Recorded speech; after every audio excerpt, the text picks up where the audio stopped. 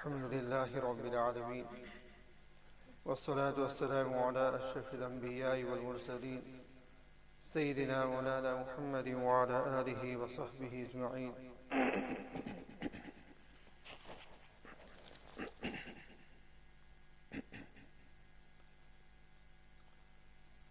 يا أيها الذين آمنوا كتب عليكم الصيام كما كتب على الذين من قبلكم لعلكم تتقون.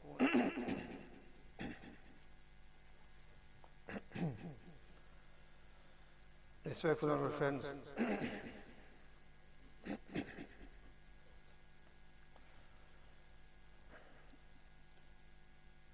when it comes to the fasting,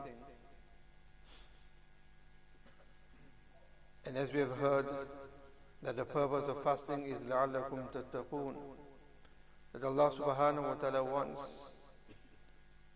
that we create within us and we develop the quality of taqwa. And taqwa is that when a person stays away from the disobedience of Allah subhanahu wa ta'ala. Fasting is something that a person has to undertake hardship. It isn't easy. So there are those who might think that why do we have to undertake this hardship and difficulty for? Why can't it be so easy and so simple? Dear friends, abdiyat. Abdiyat means servitude to Allah subhanahu wa ta'ala. Being a servant of Allah subhanahu wa ta'ala, this is what we are. And Allah subhanahu wa ta'ala mentions وَعْبُدْ رَبَّكَ حَتَّى يَأْتِيكَ الْيَقِينَ, that abdiyat, servitude to Allah subhanahu wa ta'ala, being submitted to Allah subhanahu wa ta'ala is something that we have to do till our death. حَتَّى يَأْتِيكَ الْيَقِينَ refers towards death. Until death does not come, yaqeen does not come to you, reality doesn't strike you. And reality striking us is when Malakul Maut will come, when death will come. Till that point is when we need to be worshipping Allah subhanahu wa ta'ala and worshipping Allah subhanahu wa ta'ala throughout our lives. Allah subhanahu wa ta'ala wants that we realize and we bring this quality of abdiyat within us. So for that reason Allah subhanahu wa ta'ala has ordained fasting upon us, that at least we get an opportunity to spend some time where we are obedient to Allah subhanahu wa ta'ala, sometime carrying out the obedience of Allah subhanahu wa ta'ala. And again, let's look at the compassion of Allah subhanahu wa ta'ala, the mercy of Allah subhanahu wa ta'ala, the grace of Allah subhanahu wa ta'ala upon us, that Allah subhanahu wa ta'ala in this blessed month makes it easy for us. Meaning Allah subhanahu wa ta'ala has placed a mujahada upon us, a test upon us, an opportunity of striving. But along with that, Allah subhanahu wa ta'ala has made it easy for us. When a person makes mujahada is of three types. One is mujahada anil ma'asi, as a person makes mujahada in staying away from the disobedience of Allah subhanahu wa ta'ala. Mujahada anil ma'asi is wajib on every person. It isn't just for some and not the others, it is for every person.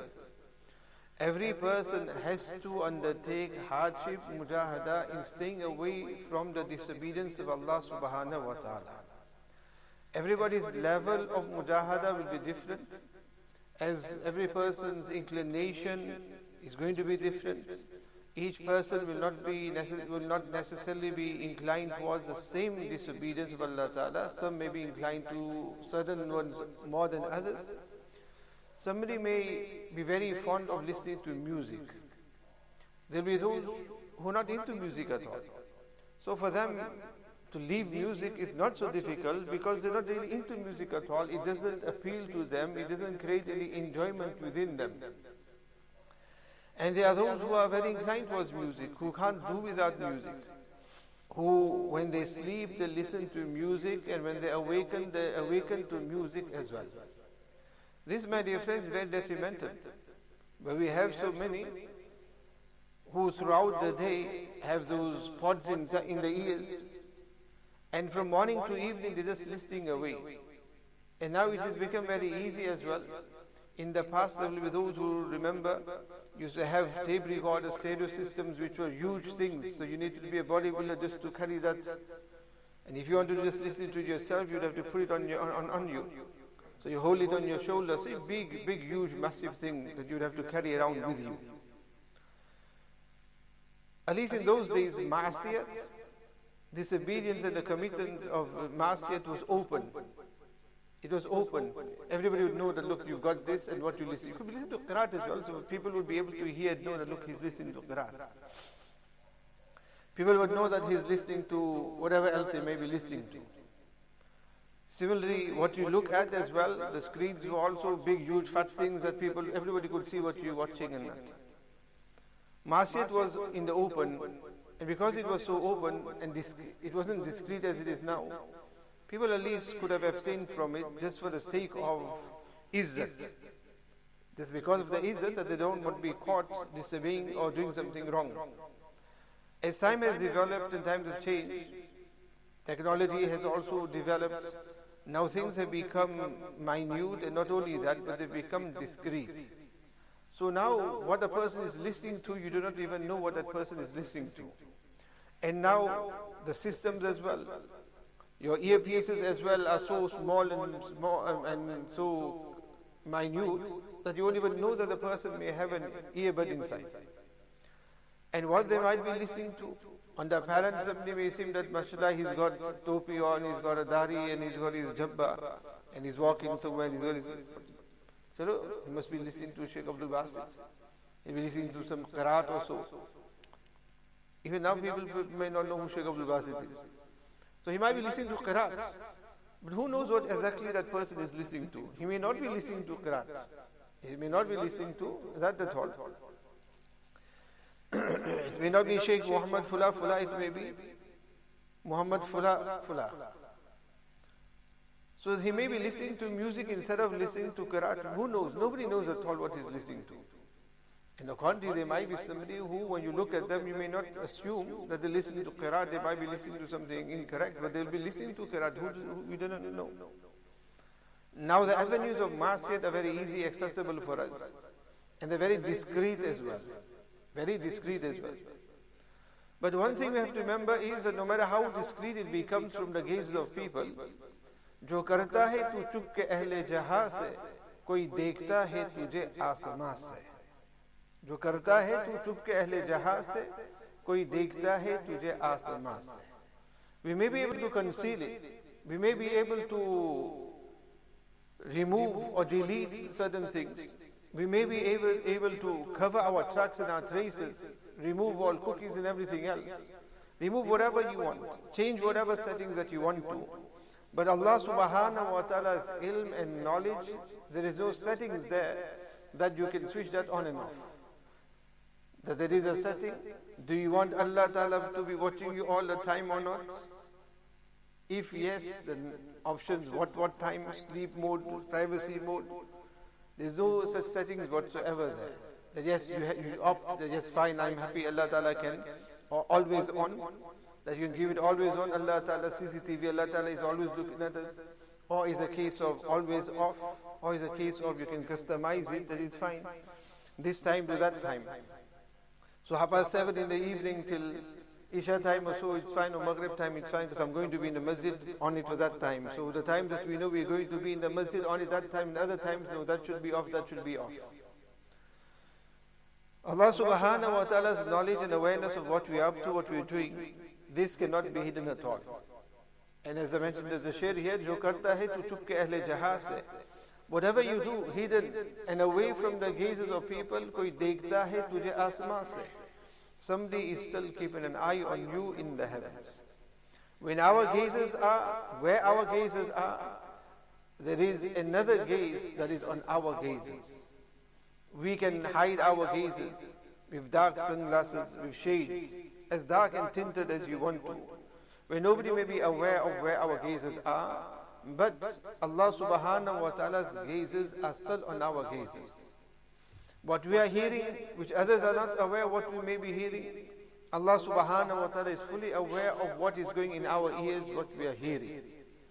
What is in our mind, what is in our thoughts, what is in our heart. All of these things Allah subhanahu wa ta'ala is fully aware of. That is something that we cannot conceal, that is something that we cannot abstain and stay away from. So nowadays, masjid becomes so easy, and on music I was mentioning this. That now it has become so easy for us that without disturbing others we can be listening away all the time. And this music is also from those sins that has become so prevalent that we do not even regard it to be a masjid and we regard it to be a sin. There are certain sins that we commit them, but we still feel that look, it is wrong. Hence, if a person would be listening to music and it would be audible as well, it would be loud, and a person would drive past or walk past a masjid, a person naturally in the past would lower the music, they would put it down. Out of respect for the house of Allah subhanahu wa ta'ala, at least this was a good sign. This was still a good sign that at least this person is doing wrong, but understands that what they're doing is wrong. And as long as a person does wrong, knowing that they're doing wrong, there is always still the chances of tawbah and istighfar. This person will still make tawbah because he knows what he's doing is wrong, he feels the guilt that is there. And as long as there is that guilt, a person will make tawbah. The remorse, guilt that is there, that knowledge that look, I'm doing something wrong, that will bug a person at least. And when we come to that stage wherein now there is nothing bugging us, that we commit the disobedience of Allah subhanahu wa ta'ala without feeling any guilt or regret upon it, we're not going to make tawbah. We make tawbah on a lot of things, but do we make tawbah on watching TV? We don't. Because it has become so normal. We might make tawbah on other things that we understand, look, these are things that I should not have been doing. But for example, watching TV, we don't make tawbah there because we don't regard it to be a sin.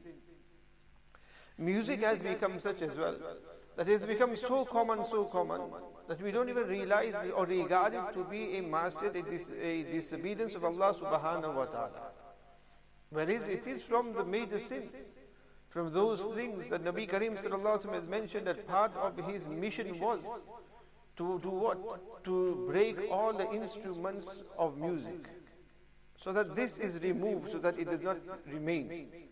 The Nabi Kareem sallallahu alaihi wasallam mentions that music, al-ghina yunbitu al-nifaqa fil qalbi kama yunbitu al-ma'u zara, that it creates the effect of music, the same music that we may think that there's nothing in it, there's no harm in it. But Nabi Kareem sallallahu alaihi wasallam mentions that it creates what? Hypocrisy in the heart. Just the way water is used to cultivate, to harvest, to sow the land. In the same way, nifaq, which is hypocrisy. Nifaq is created in our hearts by means of music. That the more a person listens to music, which shows that it isn't. Hypocrisy is where? Hypocrisy, nifaq is in the heart. And when a person listens to music, it may seem that it just goes in one ear and out of the other ear, just within the ears, but it shows that what is the link between the ears and the heart here? It shows that the music that a person listens to doesn't just go enter the ears and that's it.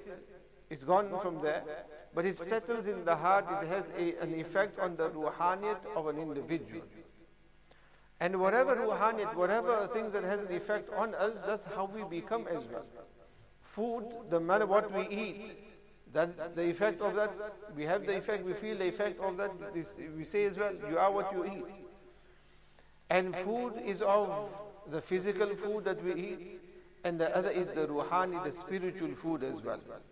These ma'asiyat, disobedience of Allah subhanahu wa ta'ala, they have an effect on us. We may seem that look, it may seem to us that these things don't affect us at all, but it does.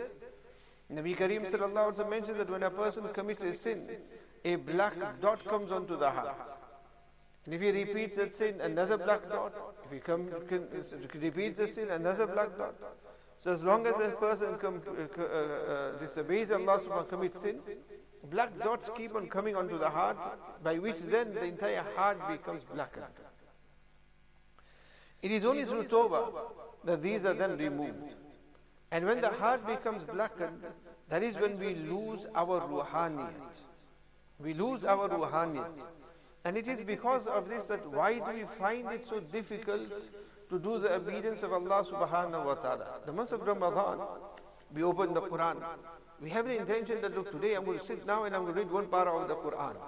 We'll read, and then what happens is, we start that our eyes can't stay open. We start experiencing that the eyes can't stay awakened. We start experiencing that now our jaws are paining. That jaws are now paining. We can't read so much. We become a bit disinterested in it. And we find it so difficult to go through that one para of the Quran.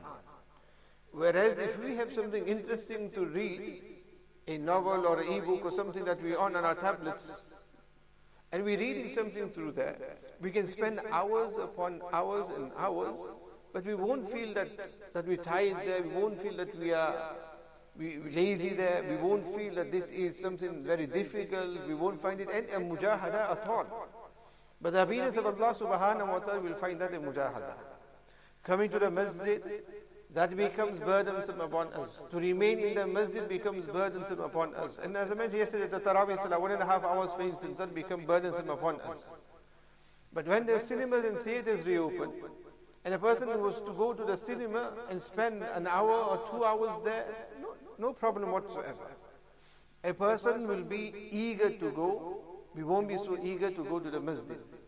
And whilst we are there, we'll sit there and we'll enjoy whatever we are enjoying. And when we leave from there, we can't wait to return. That is how we feel with regards to massive disobedience of Allah subhanahu wa ta'ala. But when it comes to doing the obedience of Allah subhanahu wa ta'ala, we don't have the same type of feeling. The reason being is because the nature of our heart, because our heart has been so darkened that it likes those things and it is inclined towards those things that create more darkness in the heart. Because it is accustomed to that.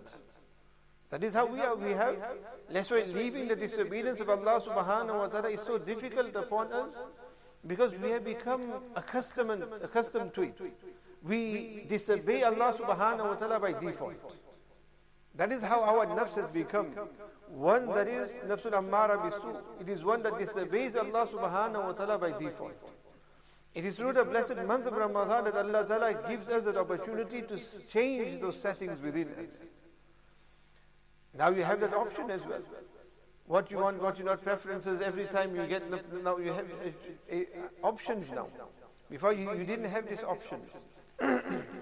In the month of Ramadan, Allah Ta'ala is giving us these options now.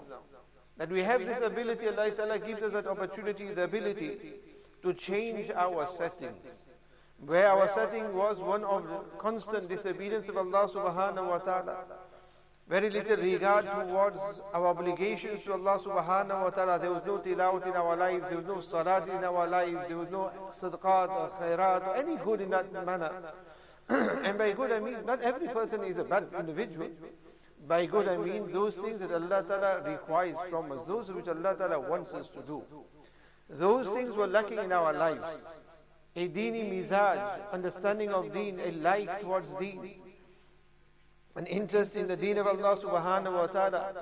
These things were not in our lives. Allah subhanahu wa ta'ala gives us this blessed month of Ramadan where we can make a few changes, change the settings within us. That now we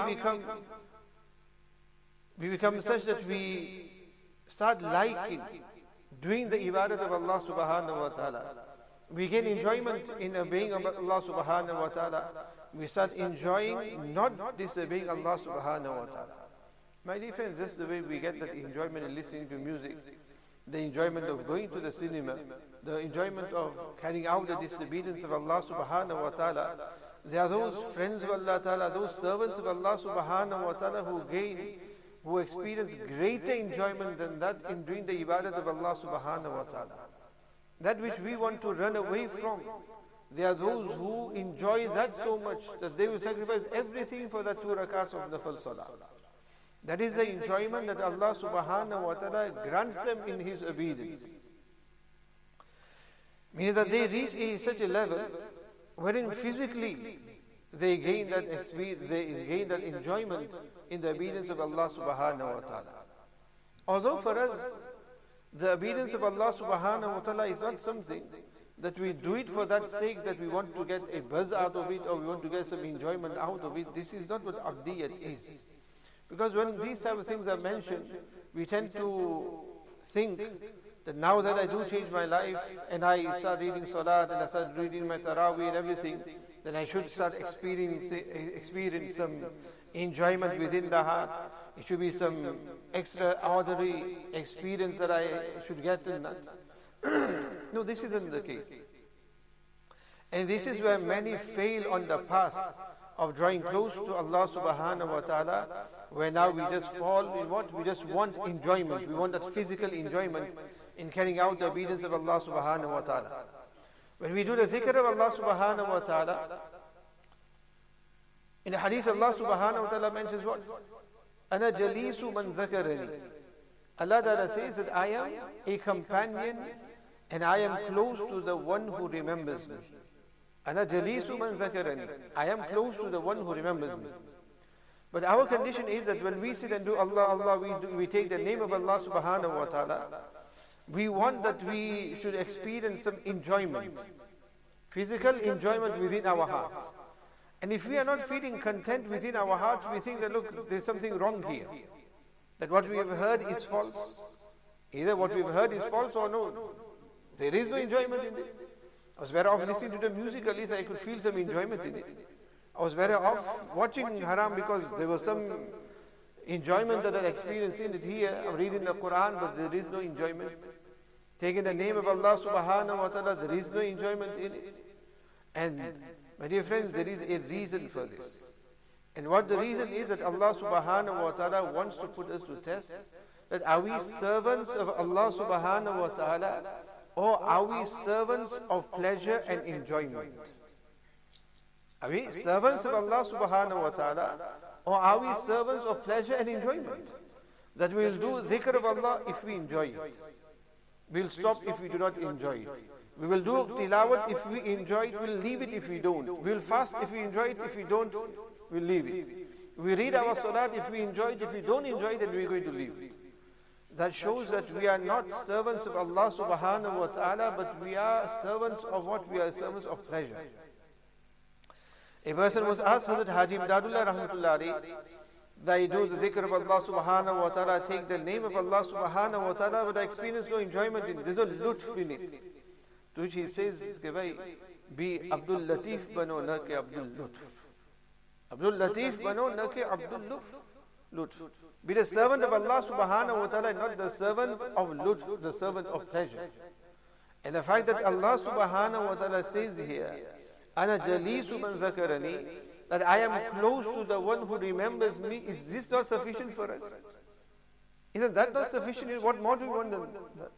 Knowing the fact that, look, Allah, whenever we take the name of Allah subhanahu wa ta'ala, we remember Allah subhanahu wa ta'ala, Allah is with us. We acquire the ma'iyyat of Allah subhanahu wa ta'ala. We come in close proximity with Allah subhanahu wa ta'ala, irrelevant of whether we feel anything or not, but that's the fact, the knowledge that, look, at this moment we are in close proximity with Allah subhanahu wa ta'ala, is that not sufficient for us? And for a servant of Allah subhanahu wa ta'ala, that is what's necessary. That's why you find that even a Sufi who is on the path of suruq, even when he acquires great ranks and closeness with Allah subhanahu wa ta'ala, he will even he is put to test, where he goes through a period of time which is known as qabz, wherein he is deprived of any pleasure in any of the ibadah that he does. But here a true salik is one who actually enjoys that period of time as well. And where a person is just a fake, who is just there for the sake of pleasure, he'll run away then from deen. Thinking that, look, now I'm not experiencing any enjoyment whatsoever, so he will stop doing the ibadat of Allah subhanahu wa ta'ala. And a true salik will enjoy at that time as well, knowing that this is the test from Allah subhanahu wa ta'ala. And the test on me now is that even now that despite not feeling any, like many ibadats, sometimes the person may not feel up to it. As I said, going, no matter what time of night it may be, to go out will be up to it. Even if we're tired, we become up to it. If our friends, we're going to message, look, we're going out for a meal somewhere, we're going to go for watch a movie or so. Then even if we're tired, we all of a sudden will become up to it. We've got the strength, we've got the stamina, we're up for it. But if it's a case of going to the masjid, then all sorts of excuses to go get to the masjid. tiredness or laziness, all sorts of excuses, COVID, all sorts will become excuse. COVID is an excellent excuse for everything, isn't it? Don't do something, sorry, due to COVID there is delay. Due to COVID, you can't be asked to do something, so there is a delay. Some things might be a genuine delay in COVID, but majority of times now COVID has just become an excuse for people to not do their work. For people not to do their work, it's become, and we made that as well. COVID there was a lockdown period, and then after that period, then again COVID. Ideal excuse not to go to the masjid. We always didn't want to go to masjid, but we never had an excuse. We didn't have an excuse. Now we've got an excuse, COVID. So for the ibadat of Allah subhanahu wa ta'ala, so many excuses. For ma'asiyat, there is no excuse. ये बात किस पर आ गया?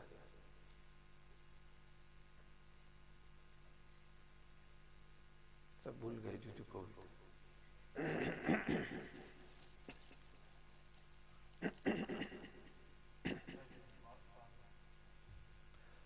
So Allah subhanahu wa ta'ala puts us to test that are we there for what sake? Are we there for the sake of gaining something? Or are we there solely for the sake of Allah subhanahu wa ta'ala? That we want to get to the masjid, we want to get to the masjid, lazy or not lazy, look, I still have to go. This is my duty to Allah ta'ala, I still need to read my salat, I'm going to read my salat, whether I feel up to it or not. Now that today we read salah, I feel up to it, let me read salah. Then what happens is we read salah, we read awafil, and we read the whole day the awafil in one time. Okay, read the Quran, must bed gaya, and that's it, Quran rakhna hi nahi. Once we feel up to it. We feel up to it, no. The worship of Allah subhanahu wa ta'ala, we're supposed to be doing it, whether we up to it or not, we still have to do it. That is where the test is, that we're doing it for the sake of Allah subhanahu wa ta'ala, or are we doing it for the sake of what, just to gain something from it, to gain enjoyment from it. One person kept on giving targheeb to another person. Read your salat, read your salat, read salat. He wouldn't adhere to it.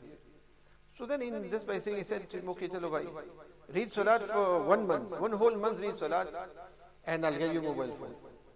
I'll get you a mobile phone.